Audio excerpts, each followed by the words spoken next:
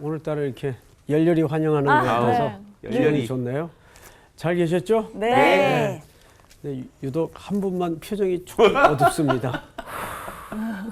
네, 복습이 오늘 누군지 알겠어요. 네. 자, 우리 향기 학생 네. 복습 한번.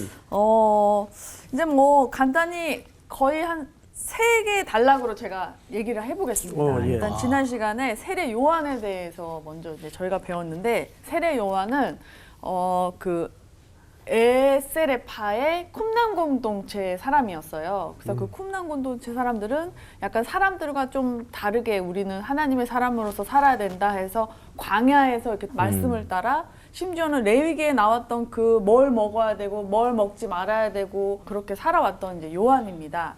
요한이고, 이제 그 다음은 이제 세례를 베푸실 때 이제 나는 물로 세례하지만 다시 오실 그 분은 성령과 불로 세례를 할 것이다. 그러면 이제 저희는 흔히 성령과 불을 같이 생각해서 막 성령의 불로 막 뜨겁게 이렇게만 생각하는데, 그거는 사실 성령은 알곡과 쭉정이처럼 하나님을 받아들이고 하나님을 영접한 사람은 구원의 길로 이르고, 그 불은 하나님을 받아들이지 못하고 믿지 않는 자는 불로 심판의 길로 간다, 이렇게 구별을 해서 생각해야 되더라고요. 그리고 이제 또 저희가 기억해야 될 게, 이 요한이 유대 광야에서 이제 딱 그 예수님이 이제 거의 드러나시기 전에 전파를 합니다.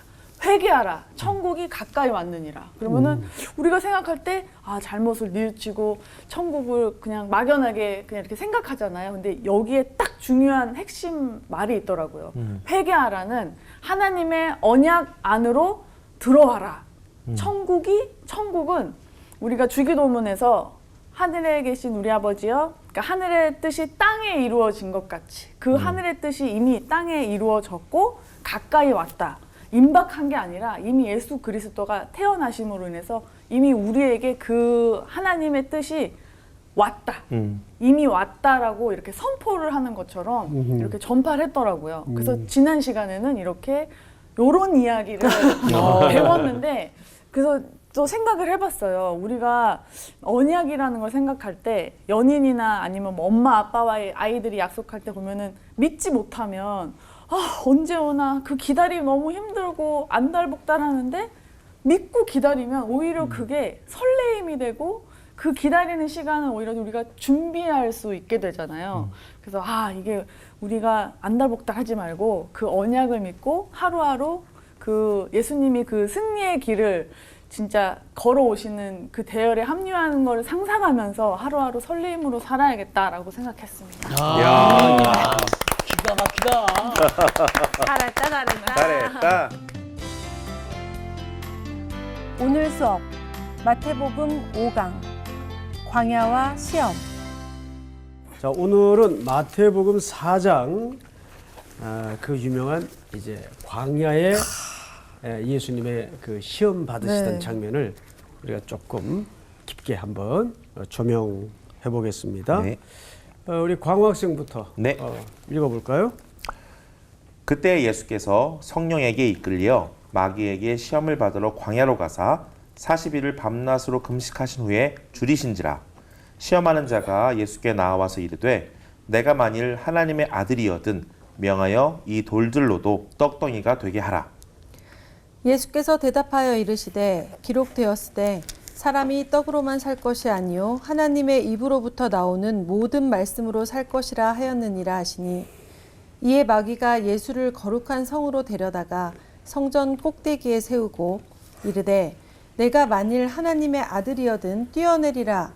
기록되었으되 그가 너를 위하여 그의 사자들을 명하시리니 그들이 손으로 너를 받들어 발이 돌에 부딪히지 않게 하리로다 하였느니라. 예수께서 이르시되 또 기록되었으되 주 너의 하나님을 시험하지 말라 하였느니라 하시니, 마귀가 또 그를 데리고 지극히 높은 산으로 가서 천하 만국과 그 영광을 보여 이르되 만일 내게 엎드려 경배하면 이 모든 것을 내게 주리라. 이에 예수께서 말씀하시되 사탄아 물러가라. 기록되었으되 주 너의 하나님께 경배하고 다만 그를 섬기라 하였느니라.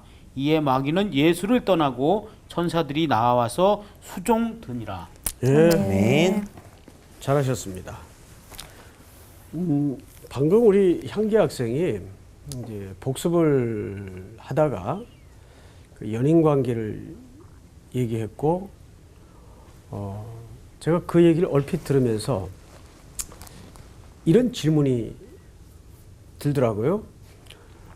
여러분, 정말 신뢰하고 정말 사랑하면 테스트나 시험이 필요 있을까요? 없을까요? 필요 없죠.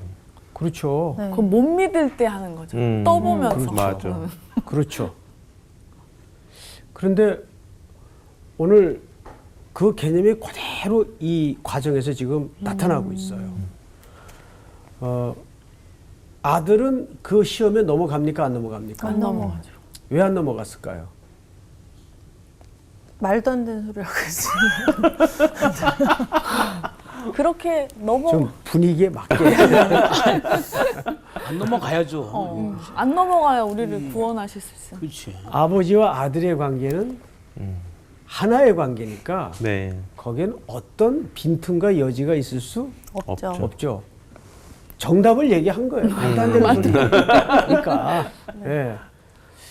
근데 오늘 사실 이 시험의 모든 정체는 자녀로 사는 게 뭔가를 보여주는 겁니다. 이 시험은 시험을 예수님이 이겼다. 그 얘기가 아니에요. 자녀는 어떠해야 되는가를 말하고 싶은 거예요. 자녀는 아버지와의 신뢰관계 속에서 시험이 필요 없어요. 네. 시험은 우리 향기 학생이 얘기한 것처럼 서로 믿지 못할 때, 맞아. 신뢰관계가 별로 없을 때 테스트하는 거예요. 네. 그렇죠? 네. 예. 우리도 이제 회사에서 어떤 새 직원이 들어오면 한 6개월은 많은 검증을 해요. 인턴 과정 기간 네. 동안에는. 근데 이 겪어보고 그 댐댐이의 깊은 곳까지 정서적으로 터치가 되면 아, 이 친구는 틀림없구나. 그 다음부터는 맡기는 거죠. 재정도 맡기고 결과도 맡기고 다 맡기는 거예요. 그러니까 오늘 이 시험의 이야기는 그런 관점에서 좀 풀어야 될 필요성이 있습니다. 네. 자, 사실 이 세 가지 시험은 인류가 내내 직면했던 문제입니다. 자, 1절부터 보십시다. 그때 예수께서 성령에게 이끌려 마귀에게 시험을 받으러, 이게 어디로 가셨죠? 광야. 광야. 아, 이게 이제 이 시험이 광야에서 왜 벌어졌을까? 뭐 오히려 이게 도심 한복판은 안 되나 시험이? 더 시험거리가 많았을 텐데, 그죠? 네. 예. 지난주 제가 이 얘기를 했었죠. 네. 오늘 네. 광야에 대해서. 광야에 새로운 대한 의미. 이야기를 좀 하겠다. 그렇죠. 깊은 예. 얘기를. 예. 별로 기대 없이 왔군요. 그래서 지난주 여러분들이 답을 들어보니까 광야에 대한 나름대로 상식적인 대답을 했었어요. 네. 뭐 아무것도 없는 것, 또 벌판, 뭐 살인적인 더위, 그다 광야에서 우리가 만날 수 있는 현상이죠. 네. 그건 이제 물리적인 상식이에요. 네. 네. 그러나 그 당시에 사회적 통념, 제가 이 단어를 참 많이 쓰죠. 네. 네. 그다음에 시대 정신. 시대 정신하고 사회적 통념은 조금 차이가 있어요. 시대 정신이라는 것은 요즘 정치인들이 이 표현을 많이 쓰더라고요. 시대 정신을 읽지 못하면 백성들의 마음을 읽지 못한다. 못한다. 그건 맞는 말이에요. 네. 자, 그런데 과연 그 당시 사회적 통념이나 시대적 정신은 이 광야를 어떻게 이해했을까? 이것은 오늘 본문을 정확히 해석하는데 아주 중요합니다. 자, 그러면 다시 원점의 이야기에서부터 할 수밖에 없어요. 지난주 우리 공부한 주 인물이 요한이었어요. 네. 요한은 SNF파, 네.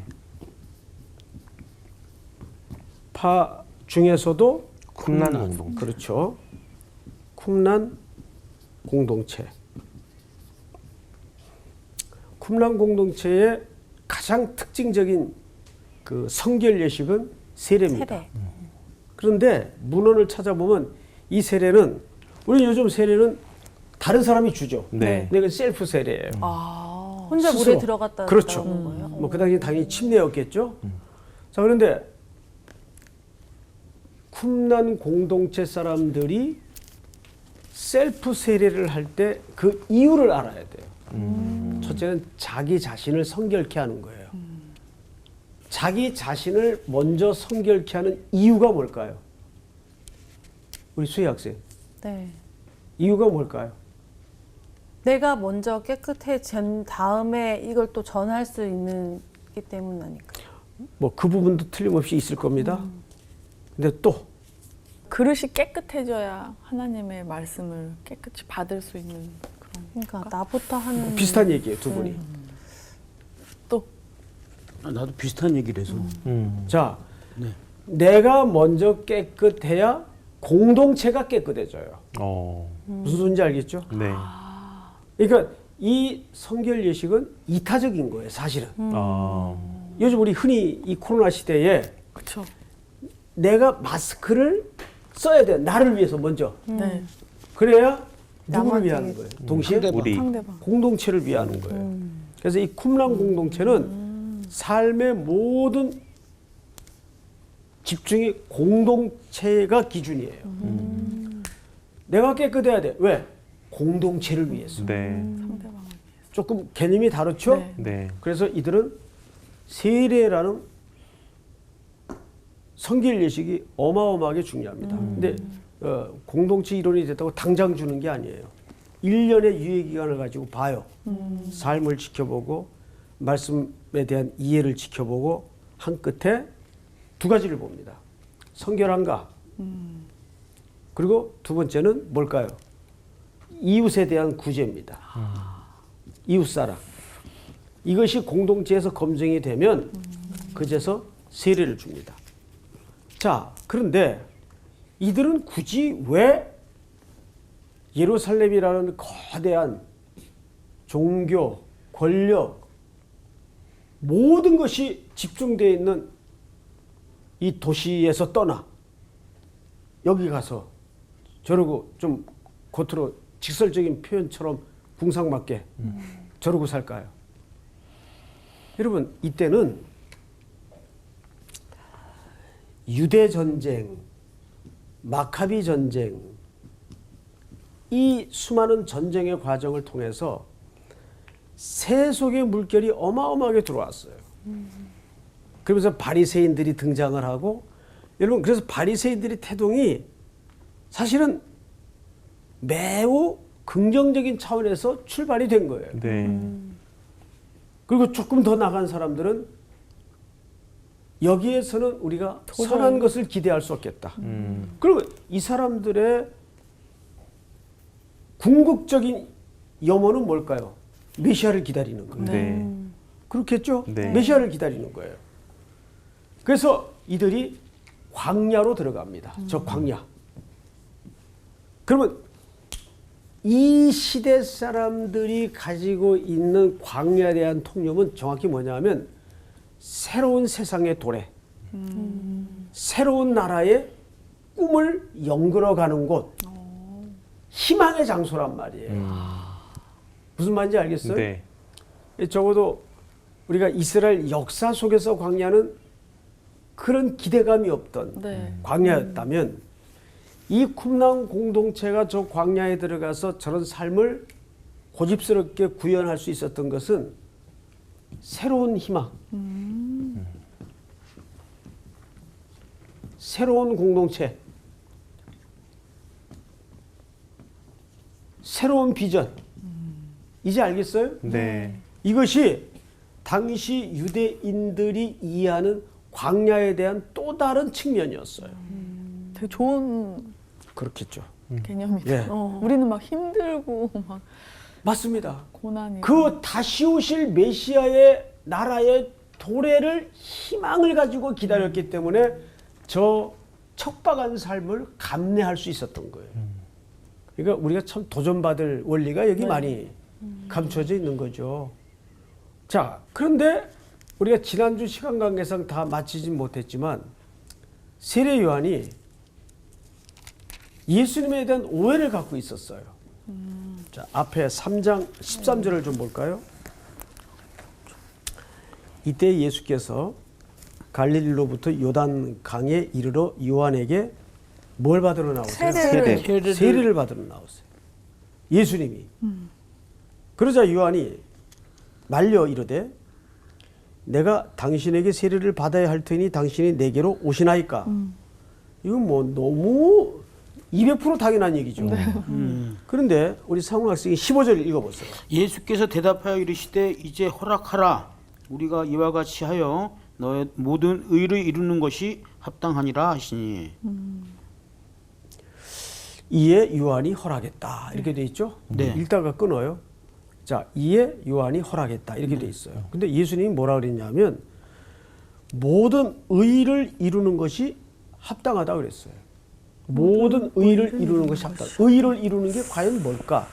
왜 세례하고 의가 여기 결합이 돼서 등장을 할까요? 그럼 여기서 말하는 예수님의 의는 뭐예요? 자, 우리는 그래서 로마서 3장을 좀 같이 열어보십시다. 사도행전 바로 뒤에 붙어 있어요. 3장 19절부터 읽겠습니다. 찾으셨나요? 네. 우리가 알거니와 무릇 율법이 말하는 바는 율법 아래에 있는 자들에게 말하는 것이니 이는 모든 입을 막고 온 세상으로 하나님의 심판 아래 있게 하려 함이라. 자, 앞을 잠깐 보실까요? 아까 복습 시간에 우리 향기 학생이 말한 내용 중에 성령과 불의 개념에 대해서 잘 배우셨어요. 거기서 말하는 성령과 불로 세례를 준다는 말은 불같은 성령으로 이런 개념이 아니라 성령의 역할. 뭐라 그랬죠? 구원의 역할. 네. 불의 역할. 심판의 심판의 역할이에요. 그런데 우리가 자력으로 예수 그리스도를 영접할 수 있는가 문제예요. 없단 말이에요. 어떻게 해요? 다 심판 아래 죽어야지. 율법 아래 있는 존재들은 다 심판 아래 놓여서 죽을 수밖에 없어요. 지금 그 얘기를 하는 거예요. 로마서 3장 19절에 보시면 율법이 말하는 바는 율법 아래 있는 자들에게 말하는 것이니 이는 모든 입을 막고 대답할 답변이 없다 그 말이에요. 온 세상으로 하나님의 심판 아래 있게 하려 함이라. 이 말은 온 세상이 결국 다 의인은 없나니 하나도 없더라 그 말이에요. 그럼 어떻게 해요? 광호 학생 어떻게 하면 좋아요? 의인이 없는데 네. 그게 다 죽어야 되는데 네. 어떻게 하면 좋아요? 예수님을 믿어야 됩니다. 예. 그래서 예수님이 오셨지. 20절을 한번 읽어보세요. 네. 그러므로 율법의 행위로 그의 앞에 의롭다 하심을 얻을 육체가 없나니 율법으로는 죄를 깨달음이니라. 자, 광호 학생 네. 율법이 첫 번째로 하는 기능이 뭐냐 하면 죄를 깨닫게 하는. 그렇죠. 이걸 지켜라가 아니에요. 네. 뭐 지켜요? 지켜라고 해봤더니 네. 광야에서도 그렇고 의인은 없나니 하나도 하나도 없다는 없고. 게 드러났을 뿐이에요. 네. 그래서 율법 아래 우리가 다 고발을 당한 거예요. 정확하게 우리 점수가 빵점짜리라는 게 드러났어. 들통이 났어요. 네.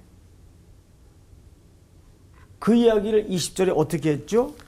의롭다 하심을 얻을 육체가 없나니 율법으로는 우리가 뭘 깨달았어요? 죄를 죄를 깨달은. 우리는 여지가 없는 죄덩어리구나. 그 다음에 우리 수희 학생이 21절을 읽어보세요. 이제는 율법 외에 하나님의 한 의가 나타났으니 율법과 선지자들에게 증거를 받은 것이라. 자, 수희 학생. 네. 율법과 선지자들에게 증거를 받은 한 의가 나타났대요. 네, 네.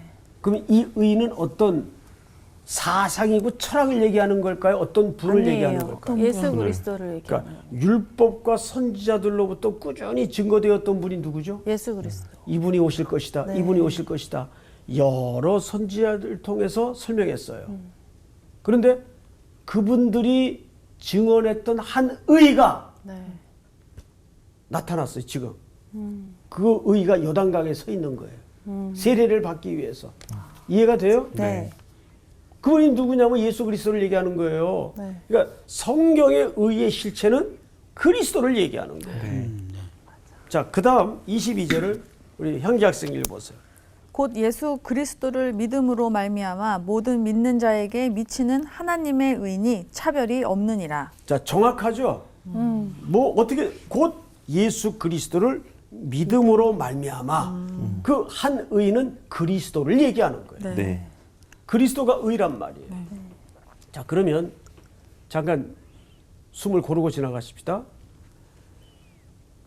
우리가 의롭게 되었다는 것은 내 안에서 발전시키고 내 안에서 생성된 의가 아니라는 얘기예요. 네. 그 의는 외부로부터 온 의예요. 네. 하나님의 아들. 이해가 되죠? 네. 네. 내 안의 의는 내 안에서 생성된 것이나 발전시킨 개발된 의가 아니에요. 네. 그러면 기독교는 도덕이 되고 철학이 돼요. 외부로부터 들어왔어요. 그리스도. 네. 그래서 이렇게 얘기하죠. 곧 예수 그리스도를 믿음으로 말미암아 모든 믿는 자에게 미치는 하나님의 의인이 차별이 없느니라. 모든 사람이 죄를 범하였으며 하나님의 영광을 이루지 못하더니 그리스도 예수 안에 있는 속량으로 말미암아 하나님의 은혜로 값없이 의롭다 하심을 얻은 자 되었느니라. 그러니까 이것을 지난주에 말씀을 드렸죠. 성령의 기능. 예수 그리스도를 영접하는 자에게는 성령의 깨달음을 통해서 하나님의 자녀가 되고 하나님의 의를 입었으니까. 네. 그러나 그것을 끝까지 받아들이지 않고 거절하는 자에게는 무엇이 기다릴 뿐이에요. 불의 심판. 불과 같은 심판이. 쭉정이를 태우는 엄벌이 기다릴 수밖에 없는 거예요. 즉 그 얘기를 하는 겁니다. 제가 그러면 지난 시간에 맞대어 이 얘기를 하는 이유가 있어요. 자, 다시 오늘 본문으로 돌아가서 3장 15절을 보세요. 예수께서 대답하여 이르시되 이제 허락하라. 우리가 이와 같이 하여 모든 의를 이루는 것이 합당하니라 하시니 요한이 허락했다 이렇게 돼 있어요. 그러면 여기서 의를 이루는 건 뭘까요? 하나님의 잃어버린 백성들을 회복하여 언약 안으로 돌이켜 회복시키는 거예요. 네. 그것이 그리스도께서 이 땅에 오신 목적이란 말이에요. 그래서 그러기 위해서 오늘 예수님이 이 받으시는 시험 속에 어떤 내용이 담겨져 있는가를 만나볼 필요가 있는데 1절 그때 예수께서 성령에게 이끌려 마귀에게 시험을 받으러 광야로 가사. 자, 이제 이 광야는 과거에는 희망이 없던 장소였지만 지금은 새로운 희망. 새로운 희망의 장소로 유대인들 사이에 기다림의 장소였단 말이죠. 네. 그래서 예수님의 사역의 시작은 광야에서 사실상 시작이 되는 거예요. 네. 자, 보세요. 40일을 밤낮으로 금식하신 후에 줄이신지라. 자, 여러분 40이라는 숫자는 유대 역사에, 이스라엘 역사에 굉장히 밀접한 연관성을 갖고 있죠. 네. 40일. 네. 예를 들면 40일은 어떤 역사적 기록이 있나를 한번 보시면 오늘 본문에도 40일을 광야에서 줄이셨어요. 그 다음에 또 애굽에 400년이 있었어요. 그것도 결국은 40이라는 수와 상징적으로 오버랩이 됩니다. 네, 네. 또 유대 율법에는 40에 하나 감하는 매를 네. 40대 맞으면 죽는다라는 그 개념이 있었기 때문에 그래서 하나를 빼요. 그래서 39대를 칩니다. 그러면 이 40이 갖는 숫자의 히브리적 개념이 뭐냐면 시험과 연단이에요. 시험과 연단. 40이라는 숫자가 갖는 그 400년이라는 숫자가 갖는 의미는 시험과 연단이라는 개념이에요. 자, 이제 40일 끝났어요. 예수님께서. 그리고 성경에 뭐라고 되어 있는가 하면 밤낮으로 금식하신 후에 어떻게 하셨다? 줄이신지라. 줄이셨다라는 말은 무슨 뜻이죠? 배고프셨다. 배고프시다. 배고프시다 그 말. 네. 이 얘기를 여기다 왜 써놨을까요? 예수님의 인간됨을. 그렇죠. 네. 그게 지금 여기서 강조되기 시작하는 거예요. 그럼 매우 줄이신지를 40일 매우 줄이셨어요. 계속 꼬르륵 끓었다. 뭐 그거 매우 안 붙인다고 이거 못 알아들을 일 없잖아요. 네? 자, 수희 학생. 허기가 계시다는 말은 정확하게 얼마나 배고플까가 아니라 인간으로서 오셨다는 걸 강조하는 거예요. 네. 그것도 완전한 인간으로 오셨다는 것을 성경 기자가 강조하는 거예요. 네. 네. 그리고 이제 시험하는 자가 예수께 나와 이르되 네가 만일 하나님의 아들이거든. 자, 시험하는 자가 예수님을 뭘로 시험했죠? 하나님의 네가 아들. 만약 그렇죠. 하나님의 하나님의 아들이라면 아들이거든. 하나님의 아들이거든. 아들. 이 표현은 그 시대 사람들이 구약의 배경을 가지고 기다리던 메시아에 대한 굉장히 중요한 사고방식입니다. 하나님의 아들은 뭐가 있어야 된다고 생각을 했을까요? 힘, 능력. 그러면 사탄이 하나님의 아들이면 신인데 네. 네가 정말 하나님의 아들인 그 신이라면 메시아라면 우리가 기다리는 그 존재라면 뭐가 있어야 돼요? 뭘 나타내야 돼요? 능력을 능력을. 나타내. 능력을 나타내야 돼요. 그 첫 번째 시험이 돌을 가지고 떡을 만드는 시험이었어요. 그러면 예수님이 이걸 할 수 있을까요? 없을까요? 할 수 있어요. 있어요. 있으시죠? 할 수 있다. 있다. 더한 것도 하시는. 그래서 시험이에요. 만약에 장방우 학생이나 나한테 사탄이 와서 그랬다면 전혀 시험이 안 돼. 못하니까. 어차피 못하니까. 전혀 시험이 안 돼. 네. 큰 시험이라니. 아예 시험이 안 돼. 오지도 않아. 그치. 너무했다. 자, 이게 중요한 거예요. 할 수 있었기 때문에 시험이에요. 예수님이. 그런데 더 중요한 게 있어요. 안 했어요. 네. 자, 향기 학생. 네. 왜 안 했을까요? 예수님이 할 수 있었는데. 하는 순간 하나님의 아들 신이라는 게 밝혀지니까 인간으로서 하실 일 때문에 오신 건데 다 무효가 되는 거잖아요. 정확하게 설명을 하셨어요. 이 무슨 얘기냐면 제가 좀 부연 설명을 드릴게요. 예수님이 인간이기를 포기하고 신의 아들로서만 복귀가 된다면 우리의 구원은 네. 재속. 이루어지지 않는다. 죄송한 표현 나가리 되는 거예요. 맞아. 전문용어. 확 온다. 확 나간다. 실제 네, 네. 네. 완전히 끝나는 거예요. 그치. 그러니까 저 시험은 보통 신학적인 도전이 아니에요. 그렇죠. 그리고 사탄이 제일 무서워하는 게 뭐냐면 예수님이 신이 되죠. 온전한 인간이 되는 인간이 되는 거예요. 맞아. 온전한 인간이셔야만 그렇죠. 십자가에서 대속의 구원이 완성이 돼요. 네. 사탄은 그 신학적인 도전을 지금 던지고 있는 거예요. 네. 근데 예수님이 그거를 안 하십니다. 네. 근데 끝까지 돌아가시는 순간까지도 그런 유혹이 오잖아요. 예수님 진짜 그렇습니다. 인간이니까 너 십자가에서 그렇지. 내려와 막 이렇게 끝까지 얘기하잖아요. 똑같은 시험. 그러니까요. 끝까지 계속 그 과정을 거치셨던 것 같아요. 자, 여기서 우리는 조금 한 걸음 더 들어가십시다. 예수님은 왜 안 하셨을까? 지금 이것은 신학적인 대답이에요. 우리 향기 학생이 대답한 것은 우리 이제 시청자들이 이 얘기를 이제 갑자기 지나가다가 TV를 켜고 이 장면만 보면 이게 무슨 소린지 할 수도 있을 테니까 다시 한번 강조를 하자면 이런 거예요. 하나님이시지만 우리를 위해서 육신의 몸을 입고 오셨다는 것은 그냥 껍데기만 육신이 아니라는 얘기예요. 완전히 인간으로서 오셔서 스스로를 유한하게 만드시고 스스로를 제한하셔서 그냥 십자가에 온전한 인간으로 죄 없는 무만 제물로 죽으신 거예요. 네. 그러니까 우리의 죄가 대속이 되는 겁니다. 네. 이해가 돼요? 네.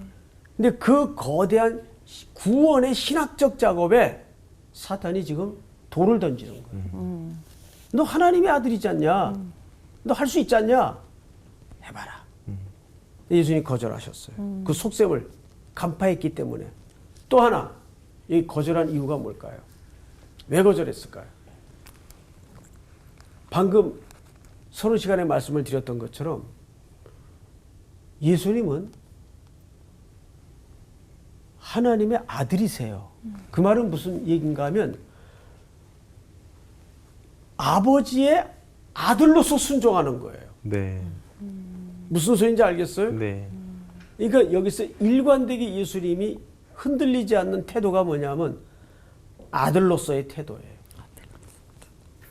하나님이시면서 인간이시지만 하나님의 아들로서 내가 이 땅에 온 목적을 계속 밀고 나가는 거예요. 근데 흔들리지 저희도 않아요. 하나님 자녀잖아요. 당연하죠. 그럼 똑같이 이렇게 해야 된다라는 걸 몸소 보이신 거, 이렇게 살아야 됨을 보여주신 건가요? 아주 거기까지 가면 뭐 금상첨화. 더할 나위가 없죠. 네. 사실은 그 삶애로까지.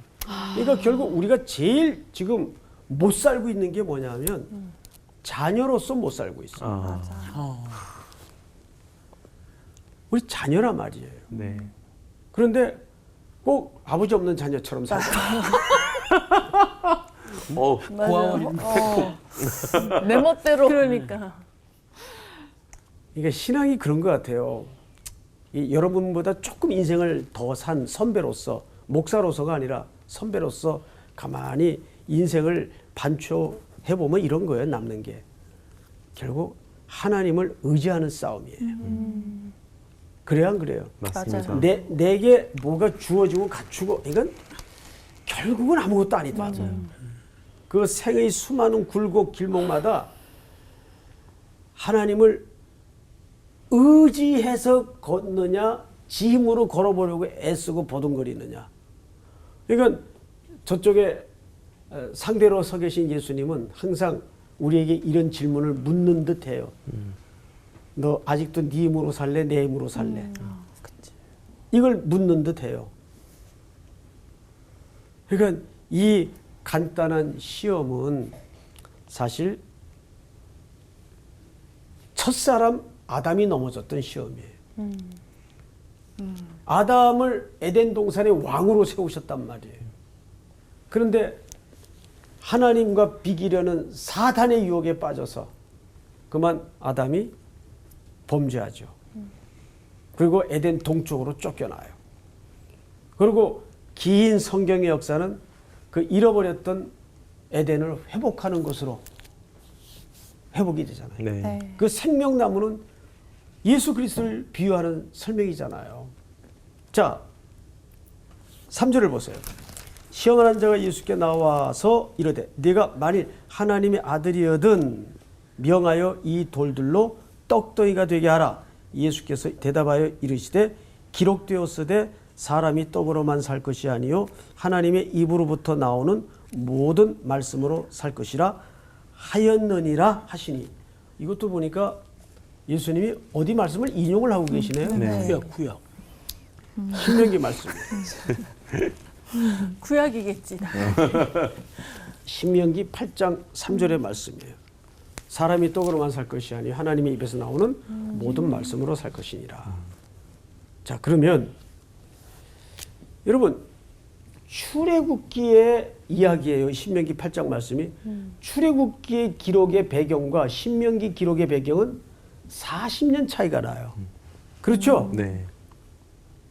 같은 사건인데 어느 시점에 기록했느냐는 굉장히 중요하겠죠. 네. 그러니까 신명기라는 건 무슨 뜻인가 하면 40년을 살아보니까 그 뜻이에요. 이 신이라는 말은 무슨 신자예요? 이것도 제가 20번은 더 얘기했을 거예요. 웃음이 나오지?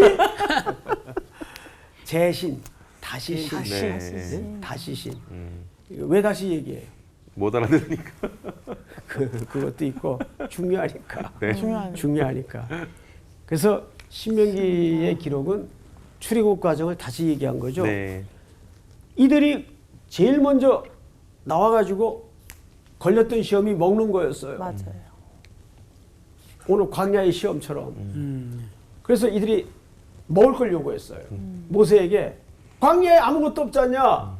애굽엔 다 천지 삐까리가 먹을 그래, 거였는데 고기도 있었는데. 고기도 있었고 이러고 불평을 해요. 그러면서 이들이 그 속내는 먹을 것만 해결이 되면 우리가 하나님 정말 폼나게 섬기겠는데 뭐 증거가 있어야 될 거 아니냐. 이게 사탄의 시험하고 다를 게 뭐가 있어요. 그래서 하나님이 그들의 그 본심을 알아버리시고 감격하셔갖고 매일 매일 하늘에서 흰눈이 펄펄 내리는 것처럼 아주 이빨 사이에 끼도록 만나를 주셨어요. 네. 잘 섬겼어요? 아니요. 40년 동안 한 번도 하나님으로 대접하지 않았어요. 이 백성들에게 만나를 주신 것은 뭐의 예표였을까요? 너희는 안 된다. 그러니까 신명기 8장을 읽어보시면 너를 낮추시며 너를 시험하사, 거기서 시험이라는 말은 테스트라는 개념이 아니에요. 네가 몇 점짜리인지 내가 보여줄게. 그 뜻이에요. 뭐? 떡만 있으면 날 섬겨? 이번에 애들만 붙여주면 뭐 너 나한테 다 바쳐? 안 된다. 내가 실증적으로 보여줄게. 그래서 애 합격시켜주고 돈 벌게 해주고 그러면 싹 잊어먹어요. 아주 싹 잊어버려요. 예, 깨끗이 잊어버려요. 언제? 그래요, 언제? 예? 그래서 신명기 8장 3절에 요지는 뭐냐 하면 그래서 사람이 떡으로만 사는 것이 아니요 하나님의 말씀으로 살아야 된다 그 말이에요. 네. 그래서 그 말씀이 하늘에서 내려오셨어요. 네. 네. 지금 그 얘기를 하고 있는 거잖아요.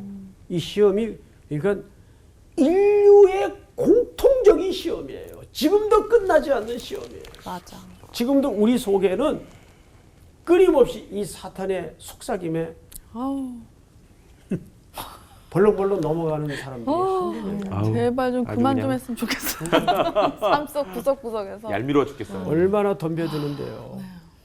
그런데 내가 가만히 돌아보면 뭐 엄청난 시험에 자빠집니까? 아니면 아주 자질구레하고 사소한 시험에 넘어집니까? 아주 가벼운. 그치. 아주 간단. 그래서 일상에서 이기는 게 중요한 거예요. 근데 그렇게 사소하니까 자주 오고 맞아요. 또 자주 넘어지고 그렇습니다. 그렇게 되는 것 같아요. 그래서 자질구레한 걸 우습게 생각하지 마세요. 맞아요.